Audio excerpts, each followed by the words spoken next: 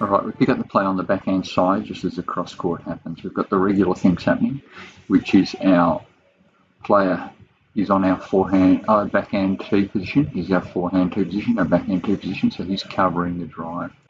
And from here, the ball is shagged cross court. You see, it's not a very long movement to go and get that ball, which is fine. And the resulting shot is a good drive. Okay, so that great drive that is actually pitch target. Now remember target. So while we learn about the disrupting shots and disrupting the power hitting rally and everything, we still talk about all the real stuff as well, which means quality targets. The target is around about the back service line on the full, and this is what it does. So the ball is on the wall, and he's had to go high because it's such a good shot. So from there, most players are conditioned to go and take that ball as early as they can and go for, say, I'll take it from about there, you can take it there and go short. So most players are taught that you should be going from here straight there, and it's a good shot. There's no problems with that. It's actually quite a good shot and all the rest, and it would have been a reasonable shot in this case because our opponent is so far back. He hasn't even, by the time point of impact, almost made it back to anywhere near sort of half service box width. So the short shot is definitely on. He believes that it's probably going to be a drive down the wall, so he's elected to stay back a little bit. We look at the actual point of impact. Here's a point of impact, and he still hasn't made it in front. There's another rule which says that you need to be in front of your opponent's line by the time you strike. When we talk about that, if I put a line in the middle of the body of the striker, realistically, the returner should be in front of that line to go and make him then drive down here and make the play an honest play, right, and take out the short shots, take out the front court. Because he's actually stayed behind and you can sort of feel where your opponent is, it basically opens up the option to go short. So the option to go short here is a good option, and as I said, most people tend to go short straight.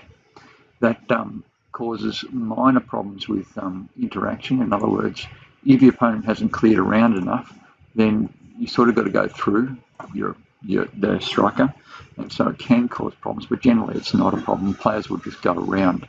So the movement will be, if you go short straight, the movement will be up and around this way. So it's not generally a problem that there would be any interaction here. But what this is so good, the reason this is so good is because it's a high-paced rally, and it's very hard to finish the ball short off a strong drive. This one's lifted up a little bit, the pace has been taken off a bit, so you can go short. And the ball is bouncing a lot because the ball is so warm, so you've got to be a bit careful about taking your opponent short. Players in that case often tend to go short with boasts, as in volley boasts, or in this case, which was a fantastic shot, we're going to look at the cross-court volley. Okay, now what we're trying to aim here is we want the first bounce and then second bounce to be around about to this point here. And the reason is that's the furthest point your opponent has to go and get the ball and to retrieve it. And secondly, it'll actually make it very difficult to straighten the ball down the wall. So instead of cross-courting to our traditional point, where we actually would normally cross-court, which will be right back here, and that's a straight movement across the court, we're going to try and cross-court to the floor so the ball finishes nice and early and has two bounces at that mid-court front of service box area. So we watch what he does. Takes the ball relatively late, takes the pace off the ball, cuts under the ball, kicks an open face racket. The ball hits very low on the front wall, so on the front wall here. Right now it's a striking point. Okay, and after that, the movement, because it's such a short swing, our opponent is actually going towards the front middle of the court, and he just has got no movement in that direction whatsoever. Now, the reason this is so good is that it's just not a risky shot. You see a lot of players in this case, a lot of players will elect to go for the big cross-court nick. And the problem if you do that, the cross-court nick from here over to here, if you miss it, it comes back into the middle of the court. So if you overhit it at all, it's a real problem. If you underhit it is a funny term, but it goes here, hits here, and it sits up. So it's got some problems if you miss it, but if you go and play the percentage shot, which is your percentage volley, and this changes the flow of the whole rally, and because the ball's so warm, it's actually a wonderful opportunity for you to actually take the pace off the ball without risk. There's risk in going forward, going short and straight, once again because you've got to try and keep the ball on the wall. So going short and straight and off a low position, that's a second component. So if you go short and straight here, yes, you can do it, but you've got to watch it because you're playing to an opponent's strength, and that's a shot that they actually believe, which is the most logical direction for the ball to go. So two things in that instance is that they think there's a high potential for that to happen. So there's a high potential for the ball to finish up here, so he's going to cover that with his movement, sort of. There's high potential for it to go down here. But the potential for it to go over here and across there is nowhere near as great. So his movement is mostly here and here where he'll cover, but not the other shots. And he thinks he can cover the cross court if it goes deep, no trouble at all.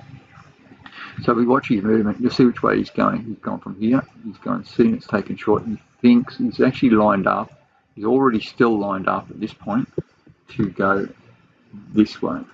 He's actually pushing off this foot and he's going that way already. So just because it was a short shot, he actually, it's in a no pace shot, he's gone forward. And you'll see his movement, there's just nothing there. And he's just given up. Yeah, so that's just how it works. Now the other component to this is the no backswing. So we take a look at the swing now. So rack it up. He's going to take it late off his hip, not take it early. Now a lot of people will say take the ball as early as you possibly can, but what it's done is it's given him the control he needs. So he hasn't got a big swing, and it's a short swing, and it's a deflection volley, so he's just deflected it across, and then off it goes. So it's a wonderful, wonderful, wonderful shot. So it's disrupting. It's when the ball's really warm, it's really difficult to finish it short, and if you get it wrong to an opponent's strong area, when we talk about a strong area, players are very strong in the front forehand corner, generally because a forehand power hit gives you options to drive the ball down the wall and to go cross court. You can use your wrist really last minute to go and do some wonderful things with deception, but the back end doesn't have that same capability. So it's a wonderful thing if you're going to attack and if there's a bit of pressure on to attack to the back end side.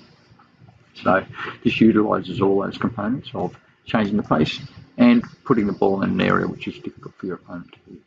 So there you go. It's just wonderful. It's a seriously, seriously good play for the player to take the pace off and cut the angle here and there. And this is happening more and more. Tarek Moment and these sort of guys are the ones that are really doing this really often. And it's not the traditional way that we talk about a lot, which is taking the ball as early as you can. A lot of the time it's the taking it late, which adds that deception there. That deception there is because he took the ball late. And when we talk about late, we talk about taking the ball right at the back of your back hip. So instead of trying to take the ball really early, we're taking the ball late on your back hip, and therefore you can hide the ball a little bit as well. So it's a little bit difficult for your opponent to see.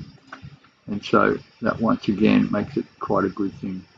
So it's quite difficult to see exactly what's going on and where the ball's going, and read the play and so on as well. So there you go. That's how you disrupt a power hitting rally with a consistent high repetitive outcome, which is a quality volley, short volley, not short, not hard, not soft, but just mid pace, but to the widest part of the court, extending the width of the court.